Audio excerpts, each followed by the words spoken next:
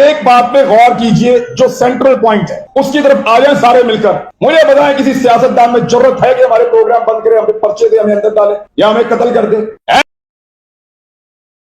किसी सियासतदान में जरूरत? यार ये तो अपनी वजारतों के लिए बेचारे एंकरों के पीछे भागते हैं, दफ्तरों के दरवाजे खटखटाते हैं, अपनी टिकटों के लिए बेचारे पता नहीं कहां कहां दर बदर फिट। ये आपके ऊपर अटैक करें, इनकी सियासी क़यादतें आपके ऊपर अटैक करेंगी। मैं जानता हूं कितने बेचारे हैं बेचारे। ये जो साहब यहां पे आज तशरीफ लाए थे, इन्होंने एक टीवी प्रोग्राम के अंदर वो नुक्ता उठाया था जिसके बाद मेरे पे पहला मुकदमा हुआ था और फिर बहुत सारे हो गए, लेकिन उनकी बात भी हमने आज सुनी है। इसके ऊपर भी उसी नौयत का एक पर्चा हुआ था, इस शख्स के ऊपर भी। ये गद्दारी और बगावत के पर्चे आपको लगता है कि सियासतदान करवा सकते हैं? सियासतदानों के पास इसका कॉपीराइट ही नहीं है। ये जो पर्चा है ना गद्दारी का, बगावत का, इसका एक कॉपीराइट होता है, वो सियासतदान के पास नहीं है। वो एक उस चरसी और भंगी के पास है जो आपके ऊपर पर्चा करवाएगा बैठ के किसी दूर दराज इलाके में। और उसको कौन देता है ये राइट?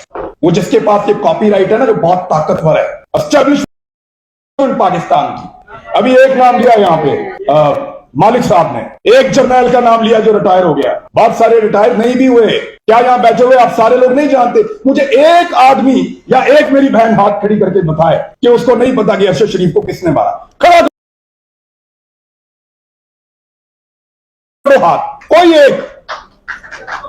सबको पता किसने मारा, सब जानते हैं किसने मारा।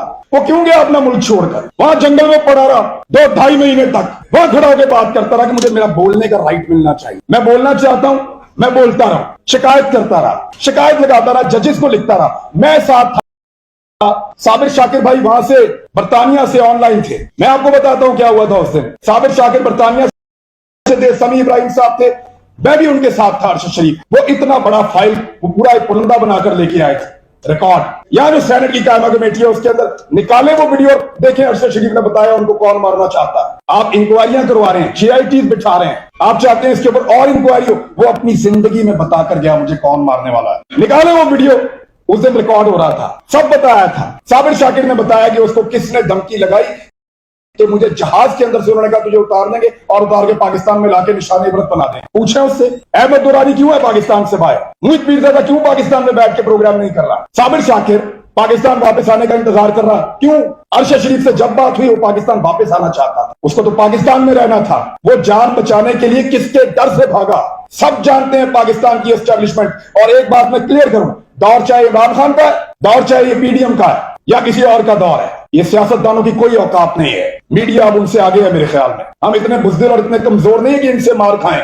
जो सबसे ताकतवर और तगड़ा है ना, मुकद्दस गाय, वो आपको टकरे मार रही है, वो आपके पीछे पड़े हुए हैं, पाकिस्तान की एस्टेब्लिशमेंट। मैं आपको एक चीज की मिसाल दे देता हूं। इमरान खान के दौरे हुकूमत में जिन सहाफियों के ऊपर कार्रवाइयां हुई, जिनको पकड़ा गया, मारा गया, आप जरा उनका एक लाइन के अंदर नाम तो लिखें। ये वो तमाम लोग हैं जिन्होंने एस्टेब्लिशमेंट के खिलाफ कोई ना कोई बात की थी। जो एस्टेब्लिशमेंट के खिलाफ बोला उसको मार पड़ी, उसका प्रोग्राम बंद हुआ। जो एस्टेब्लिशमेंट के अगेंस्ट गया उसके खिलाफ कार्रवाई हुई। आज भी यही हो रहा है। कहते हैं हुकूमत को जो मर्जी को, हमें कुछ ना कहो, उनके बारे में बोलो। क्यों छूते हैं वो? आप आसमान से उतर के आए हैं भाई, जो बात है वो तो होनी है ना। अब तो लोगों की आंखें खुल रही हैं, यानी हमें बहुत बड़ा, हम धोखे में रहे। मैं सीरियसली आपके सामने कह रहा हूं। और बार बार ऐसा हुआ कि हमें लगा कि ये चीजें जो दिखाई जाती हैं या ये चीजें जो हम जानते हैं शायद ये ऐसे ही है, लेकिन बहुत घिनौने चेहरे सामने आए, बहुत सारे हकायक हमें पता चले।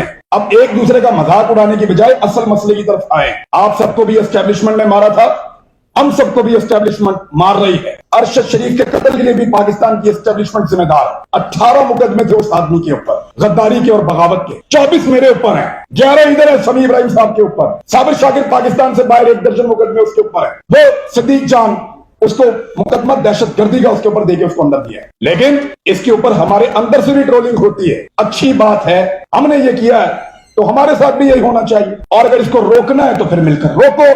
सियासतदान की कोई औकात नहीं है कि वो मारे। जब आपको मारेगा एस्टेब्लिशमेंट वाले मारेगा, आपको ताकतवर आदमी मारेगा। वो जो अपने आप को कानून से बालातर समझते हैं, उन्होंने मारा है, उन्होंने तकलीफ दी है। कैसे हो सकता है कि दूर, अभी सिंध की बात हम करते हैं, पीपल्स पार्टी जमहूरियत के सबसे बड़े चैंपियन, पूरे पाकिस्तान में से पर्चे खत्म हो रहे हैं, सिंध में से नहीं हो रहे। सिंध के अंदर अभी तक जो मुकदमे दर्ज किए गए हैं सहाफियों पे, वो खत्म नहीं हो रहे। और हम कह रहे हैं वो जमहूरियत के सबसे बड़े चैंपियन है, सबसे आगे आकर बात भी करते हैं, अभी तक नहीं खत्म हो रहा है। क्यों नहीं हो रहे?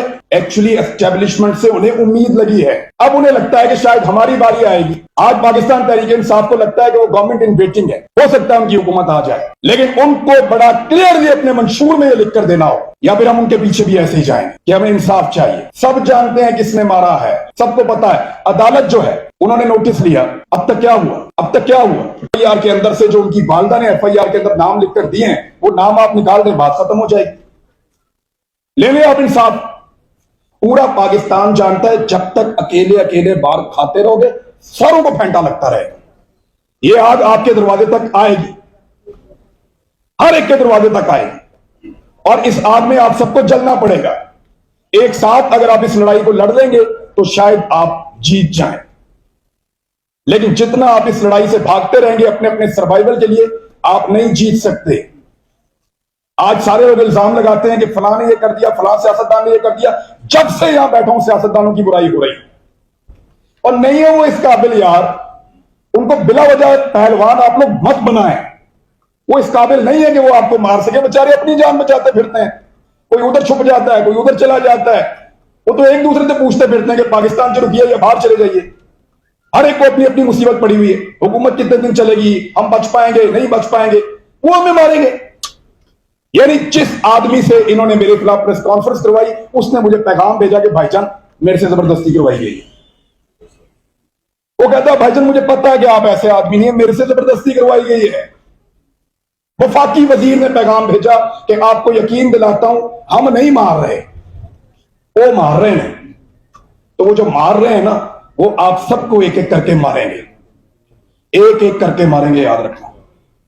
अगर आपने सबने बचना है तो मिलकर बचना है, वरना बारी बारी कुट पह रही है। आज मेरी बारी है, कल आपकी बारी होगी। Thank you very much.